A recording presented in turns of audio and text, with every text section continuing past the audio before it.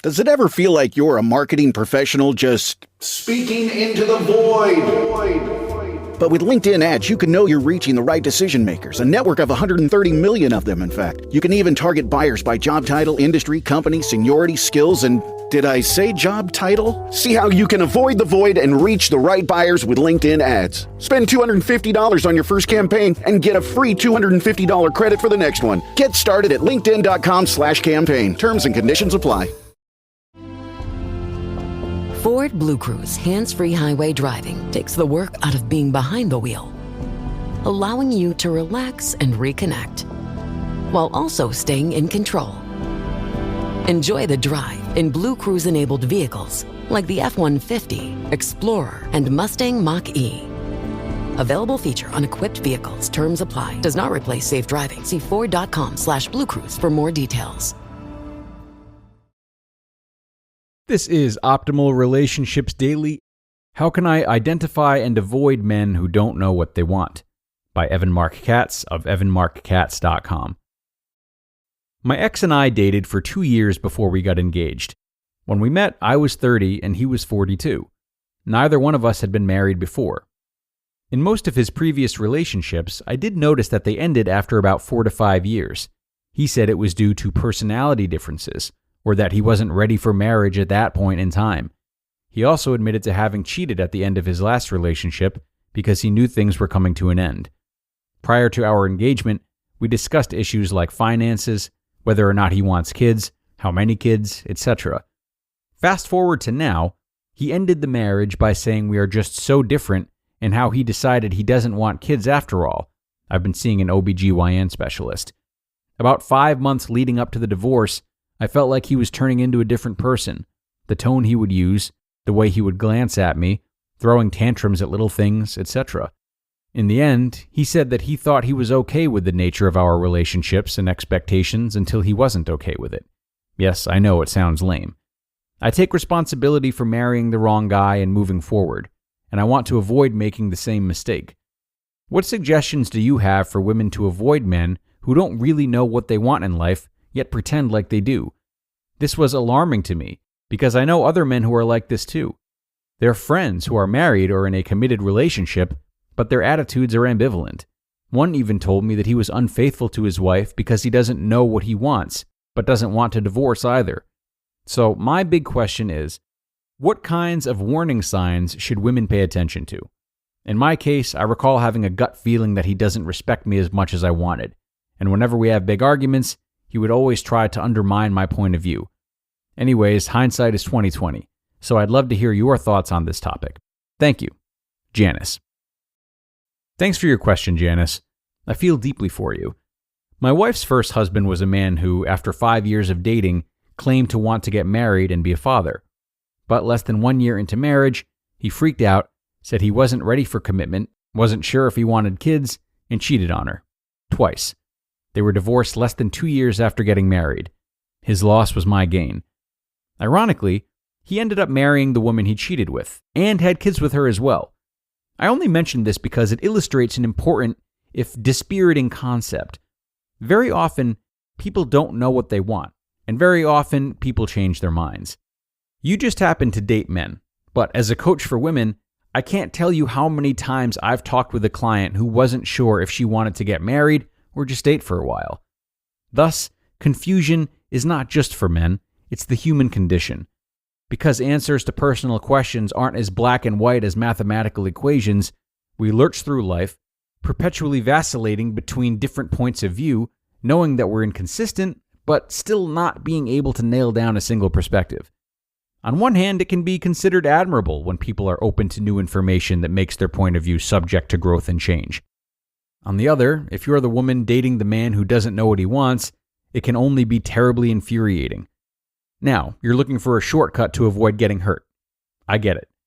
Since there are no definite answers, I can only try to reverse engineer a response based on what you told me in your short email.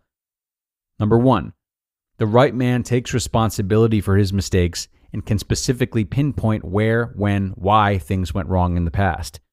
Personality differences and not ready for marriage may in fact be valid excuses, but I would love to hear him go deeper. 2, cheating is never an acceptable response to a failing relationship. Everyone has experienced the falling action of a relationship that's coming apart. Most of us deal with various shades of sadness, anxiety, frustration, and fear, obsessing about what's wrong, engaging friends on what you should do, talking with your partner about how to fix what ails you. But once you run into the embrace of someone else's arms, you've lost any pretense of being an honorable person. 3. Character. Finally, in response to what kind of warning signs should women pay attention to, I can only reiterate one of the 5 must-haves in every relationship, the others being kindness, commitment, communication, and consistency. Character. How does one measure character? It's a great question with a dissatisfying answer. My method may be imperfect and slow, but I don't think it's difficult. A man of character A does what he says and says what he means. If there is a consistent discrepancy between his words and his actions, you'll notice it before your marriage. I would think it would be really rare for a congenital liar to be honest for the first 2 years you're together and then suddenly turn into a whole new man with a ring on his finger.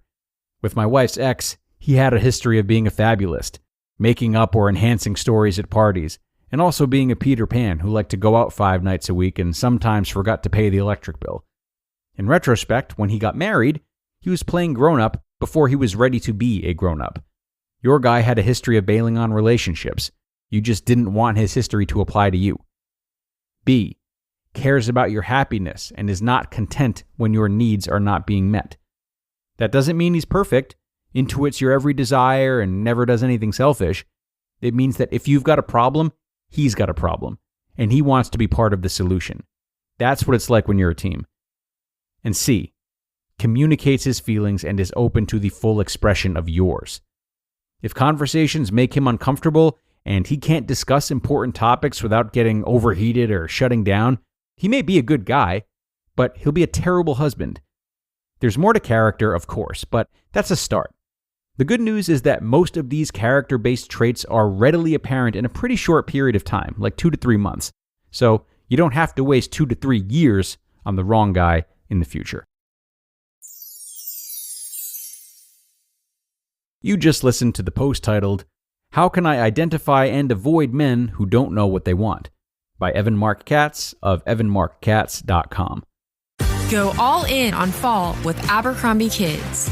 Their newest drop of on-trend outfits are ready for everything, from the bus stop to family bonfires. And it wouldn't be fall without football.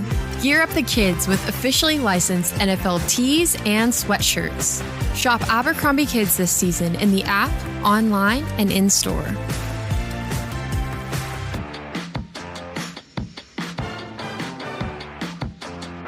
At Sierra, discover top workout gear at incredible prices, which might lead to another discovery. Your headphones haven't been connected this whole time. Awkward. Discover top brands at unexpectedly low prices. Sierra, let's get moving. And thanks so much to Evan for this post today. I enjoy this article for the most part. I really like his generally open approach to those who don't know what they want. This can be seen as such a red flag in dating specifically, but he's right in that it's simply human nature for men and women alike. And I think it's also important to remember that when we do purposefully or accidentally loosen our grip on what we want, it can often lead to a lot of great interactions that we would have otherwise missed. For those who don't have specific outcomes they're looking for when dating, they're given a great opportunity to see what rhythm they naturally fall into with people, be it friendship, something casual, something romantic, or something in between. And though it may be easy to feel as though this approach isn't driven enough for someone who's looking for love, it does allow for a lot of honest relationships and a lot of self-discovery. And gifts like these can often be really necessary, albeit unrecognized ingredients for healthy, loving relationships to eventually form. And on that note, we're going to sign off for today, everybody. I thank you as always for joining me, and I hope your weekend is going well so far. And I'll see you again tomorrow for another post, where your optimal life awaits.